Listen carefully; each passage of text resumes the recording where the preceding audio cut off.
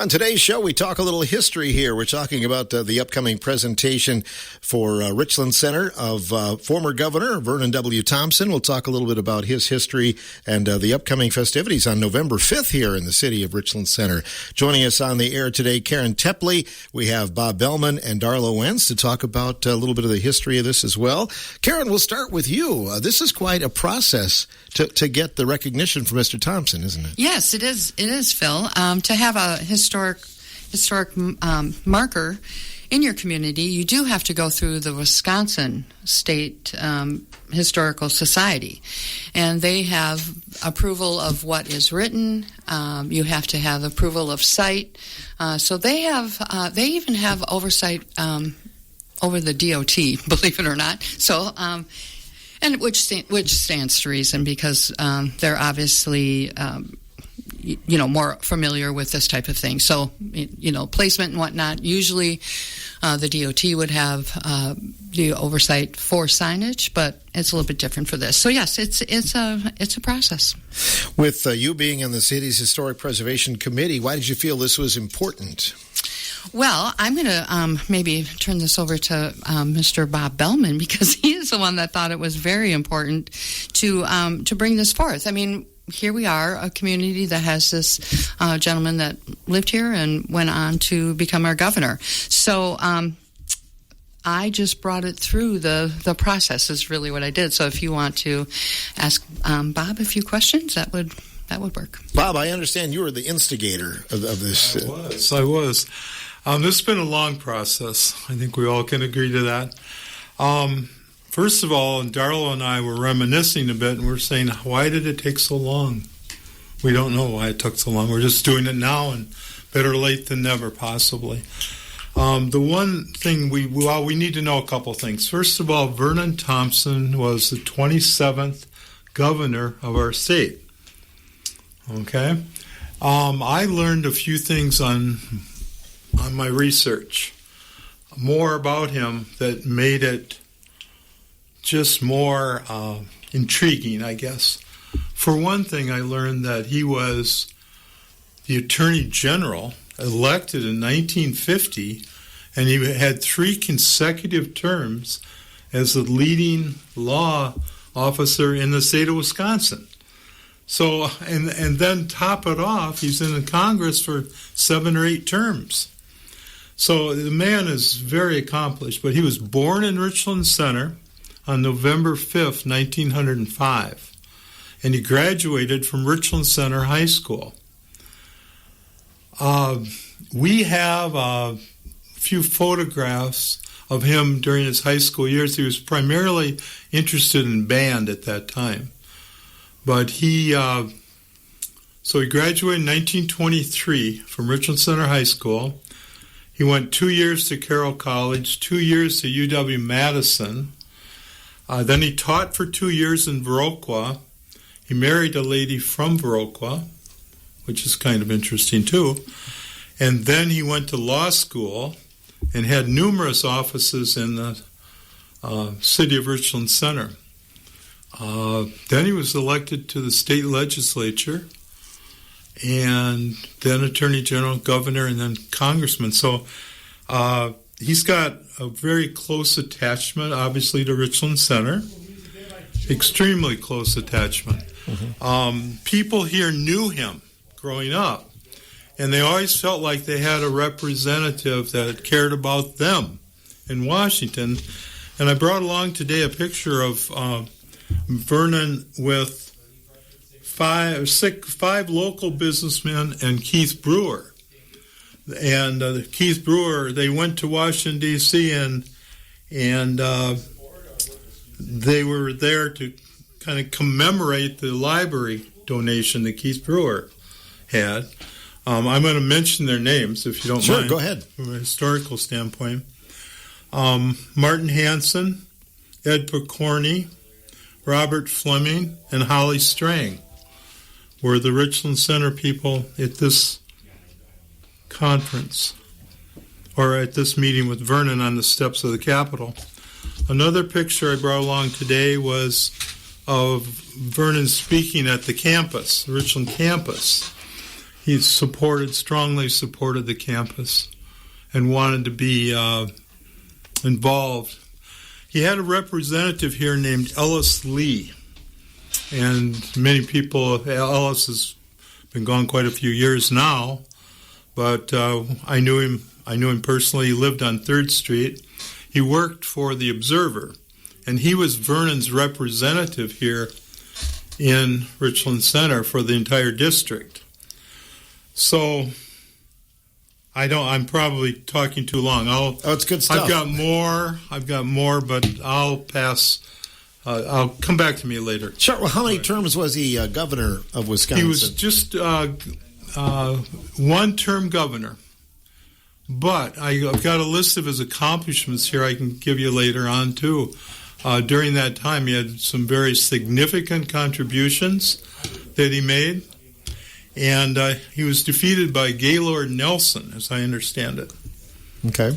And then Gaylord Nelson served 59 to 63, 1959 through 1963. But just for one term. Yeah. Yeah. Very interesting stuff. And Darla, you have kind of more of a personal connection. You actually knew Vernon Thompson. I did, but a lot of the time I knew him, I was very, very young. He was a very close friend of my father's. Okay. And so he would, when he'd be visiting Richland Center, because I'm sure they visited a lot when Vernon lived here, but obviously he was gone. So I came around in 49. I was born in 49. So Vernon was gone by then, but when he would be home, he would stop by and they would chit-chat, and I would sit there and understand a little bit and so on, So he kept a home in Richland Center as well after... Not for real long. Okay. I think when he left and he moved when he went to Washington, when he went to Washington, D.C., I believe they sold the home. And interestingly enough, the house is a block from where I live now for the last 50 years, roughly, 56 actually. Mm-hmm. So, and I really do. It sounds probably silly, but I think of him every time I walk by there, and I do twice a day because I take our dog for a walk. And because in my opinion, he was he was the most important legislator that ever came out of Richland County and Richland Center. Why do you say that? All the things he was involved with. I mean, to have a governor is one thing, but to have a 3rd District representative, he sat on so many boards and commissions. His last one is when the president asked him to serve, even when he was in his late 70s. And when Bob says, why didn't we do something? I agree with that. I mean, I'm embarrassed. All the years I was involved with the city, why did I not do something to recognize? Why didn't I do what Karen is doing now and what was started? It should have happened. It should have happened before his death. But anyway, as far as knowing him, I was at the campus. Bob mentioned him speaking at the campus. I was in probably our first or second year of the campus because my buddy Ed Fowle, who was related, the Fowles related through the wife, if I remember correctly. But anyway, it's related. So he just called him one day and said, hey, why don't you come to our new campus and speak? And indeed he did.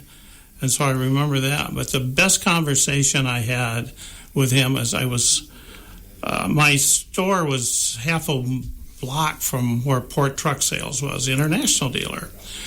And I was going down, I went down there probably, they had a vehicle being repaired or whatever, and the governor was in there.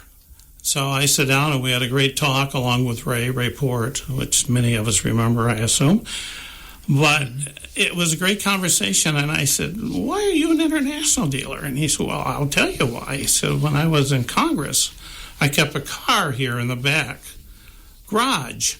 And he said Ray would get it out for me, or Doc, and they'd get it out and get it all ready so I could campaign in this vehicle rather than worry about bringing one from Washington or to Washington, D.C. And it was just...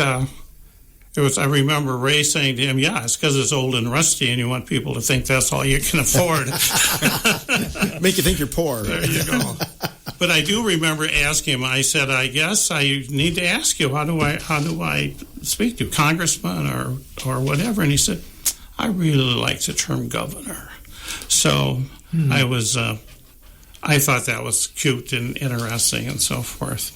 Still being referred to as governor after his... When he was a national recognized person, but he liked the Wisconsin connection, I guess. Mm-hmm. And then I really didn't see him for many, many years, and when I was mayor, he passed away. So I'm embarrassed to say this, but we were planning on this entourage of all these elected officials coming in from Washington, D.C. for his funeral. And I'm having coffee that morning in the country kitchen, and my back goes out. So they take me out by ambulance to the hospital or to the medical center. I think I ended up at the hospital. I don't think I stayed there. But anyway, so I had to miss his funeral. And Luella Edwards, who was the assistant to the mayor at that time, totally covered for me, and I know she did a wonderful job because she always did. But anyway, his funeral I was not able to attend because of that situation. But anyway, I so highly respected him and I just think it's amazing what he accomplished. Karen shared something possibly was it from the library? It was from Keith Rutan. Oh, from Keith. Okay, that would make sense. That when I went through that, I couldn't believe all of the different things he was involved with in Washington, obviously, as well as the state prior to that. So he's an impressive man. And I want to thank Karen and her committee and the mayor and the city council and certainly Bob for pushing this through. I was talking to Bob earlier that I kept thinking we need to do something, and that's where it ended with me. And a few months ago, I was having a meeting with Attorney Parr, with Michael, and Mike says, "I got a question, Darla. You're involved with the city, or we're a lot in the county." He said, "Why don't we have something in the courthouse that recognizes Vernon Thompson?" I said, "If you read about Vernon," he says, "if you read about Vernon, it just goes on and on and on. I mean, there's just things, the latest being, he was appointed by another president after he was out of office to finish serving a term. Jimmy Carter appointed him, which is interesting, Jimmy being a Democrat and he, meaning Vernon, being a Republican. And so we're talking, we had quite a discussion about it, and I said, you're right, Michael, we need to do something about this. A few days later, I run into Bob at the campus. I said, "Bob," and shared the conversation, and that's all it took. It's, it's not what you know in life, it's who you know. That's absolutely right. So out of that, Bob took and ran with it, and I do appreciate it because when I say we, I'm talking about all the council and the mayors and so forth, and years gone by should have done something, and why didn't we do something before his death? But it didn't happen. So it's safe to say the only Richland Center High School graduate to become governor, I'm guessing, easily, to date, right? It still could happen. But obviously, Bob, politics were a little bit different then as well, because it sounds like he got along pretty well with both sides of the aisle as well. I mean, serving under all of those presidents and different, governors through the years and things like that as well, right? Well, he knew how to work with people, Phil. Yeah. He had gotten a lot of experience locally, which is intriguing in itself. Mm-hmm. He was mayor of Richland Center. He served here, and he just kept expanding his boundaries. I got to read you something here that I just picked up on. It said, this is reading from his obituary. It said it wasn't long after his arrival in the Madison scene when he became a Republican leader in the legislature. His ability at parliamentary maneuvering and at extemporaneous argument earned him the nickname of the Richland County Fox. I thought that caught my eye.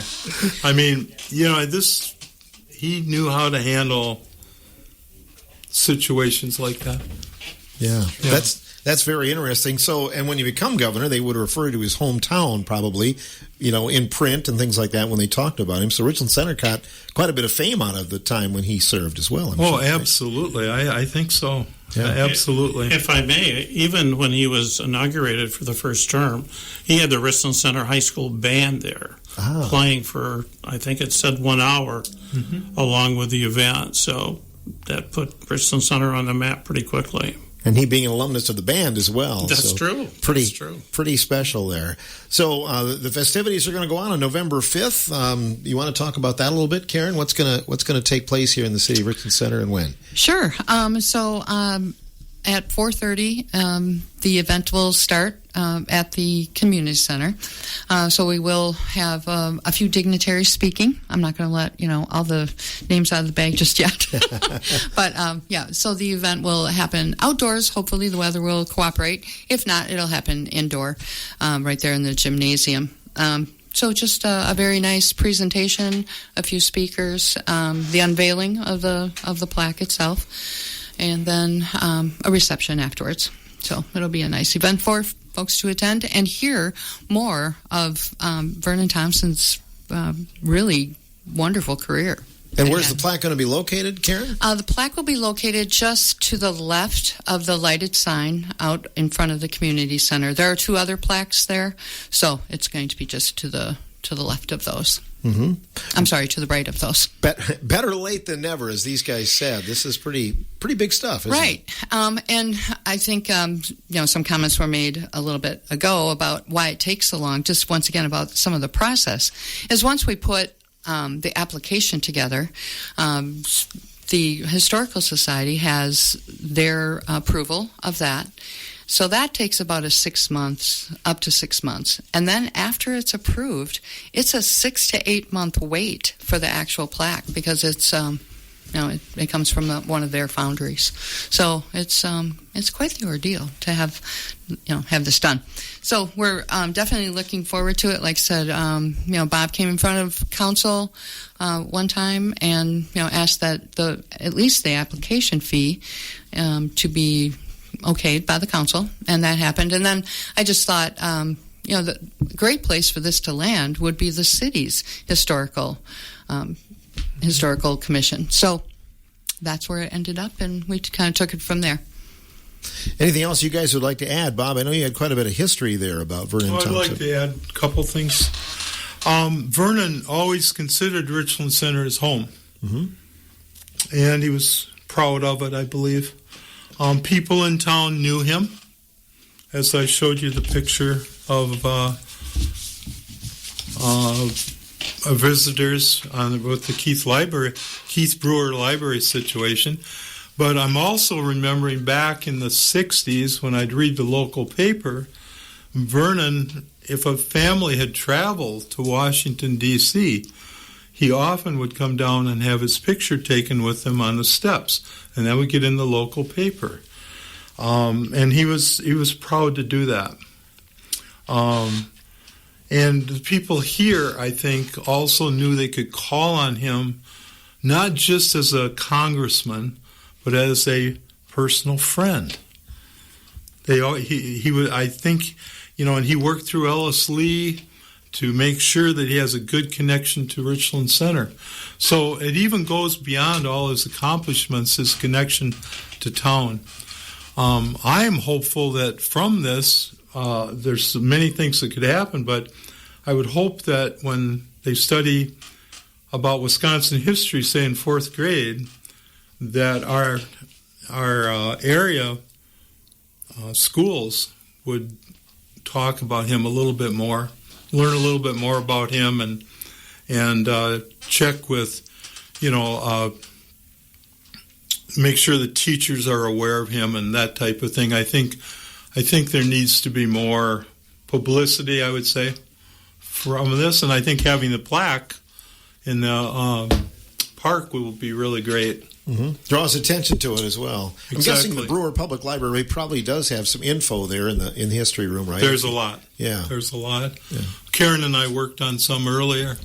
Yes, we did. Yeah. And There will also be information from the history room that will be available at the reception as well. So people can actually have a chance to page through some things, look at some photographs, read some of the things that Bob's been talking about. That'll be there at the reception. And I also like to make note, I believe that article that I shared with you, Darlo, will also be shared with the 3rd and 4th grade classes or whenever that time permits. That's already been distributed, so that will also be there. Mm-hmm. Very important. Yes. It ensures his name will be remembered, for the next generations. Mm-hmm. Darlo, again, that personal connection. Any other stories you remember about your dad and Vernon or anything like that? I guess no. I really don't. But the interesting thing I found from preparing for today, when Vernon ran for governor and won, he beat William Proxmire. Wow. That's a big name. Yeah. Yes, it is. Later, he lost to Gaylord Nelson, I think. But he did. Yeah, but Proxmire was such a well-known name. Of course, this was later in life, but he had run 3 times. I believe that Proxmire ran 3 times for the position, but lost the first time or the last time, but for governor, but lost to Vernon. So, interesting bit of history. You bet. And obviously people from Richland Center and Southwest Wisconsin, I know, felt they had a voice, with him, right? Absolutely, yeah. I think that's a very good point. That, when you live in a town of whatever, 4,000 back then or whatever it would be, you can say, hey, I know the governor. That's pretty impressive. And I believe that's true based on what I was told. And again, my father was very prejudiced, I'm sure, in a positive way, but he said one day, I had this particular problem, and I just called up Vernon, and he helped me work it out. But he had connections with other governors too. Governor Lucy too, I believe. They were friends as well, weren't they? Oh yes, definitely. Back in the day.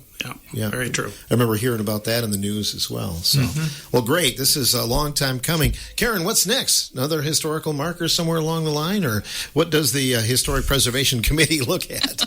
Well, typically the Historical Preservation Commission will take a look at homes or other buildings of significance that they would add to the local list, and that's typically what we do. But there has been conversations. There's other communities where they have a place with public art. They have a voice there. So there could be some other things, say, down the road for a bit. Yeah. We'll get this one finished first. Yes. You're just encouraging the public to be there on the 5th of November. Yes. I think it will be, once again, just a little piece of history that I think many people in this area, those of us that have only been here for 30 years, do not know about. So, I think it would be very great to, take your kids, the grandkids along, and just learn about Richland Center and a good piece of history. Good. Well, it's some good trivia-thon material for our New Year's Eve program, too, I think. Go. So you guys aren't eligible, though, over there. So. We don't stay up that late. No, probably not. I shouldn't. Bob Bellman joining us, Darlo Wenz, and Karen Tepley in this portion of the morning show.